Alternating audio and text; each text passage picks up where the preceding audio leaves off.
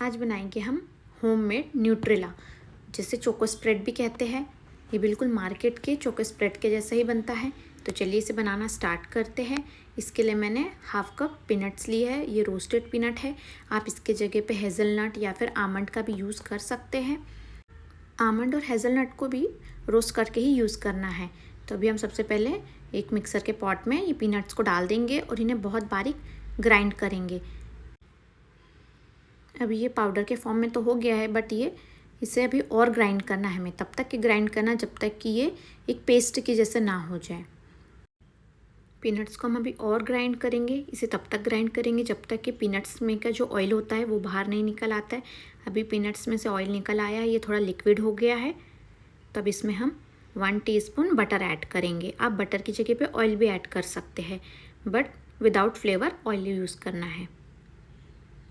तब इसे और 1-2 बार चलाएंगे हम।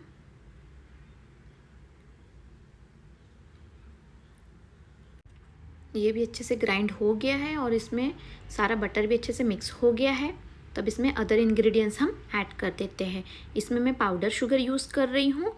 ये हाफ कप से थोड़ा कम है। 1/4 कप कोको पाउडर यूज़ किया है। ये कोको पाउडर स्वीट नहीं है। अब इसमें थोड़ा सा पिंच ऑफ सॉल्ट ऐड करेंगे और 2 टीस्पून ऑयल ऐड करेंगे। आप इसकी जगह बटर भी यूज़ कर सकते हैं। Half teaspoon vanilla essence use करेंगे। अब इसे हम एक बार और चलाएंगे मिक्सर को, ताकि सब अच्छे से मिक्स हो जाए। बस इसमें शुगर बहुत फाइन पाउडर होना चाहिए और जो हम पीनट्स या आमंड्स यूज़ कर रहे हैं उसका भी एकदम फाइन पाउडर होना चाहिए। अभी ये बनके रेडी हो गया है कोको स्प्रेड। तो इसको हम बिग बोल में ट्रांसफ़र कर लेते हैं। इसका यूज़ हम बहुत सारी जगह पे कर सकते हैं, जैसे केक में कर सकते हैं या फिर हम ब्रेड पे यूज़ कर सकते हैं।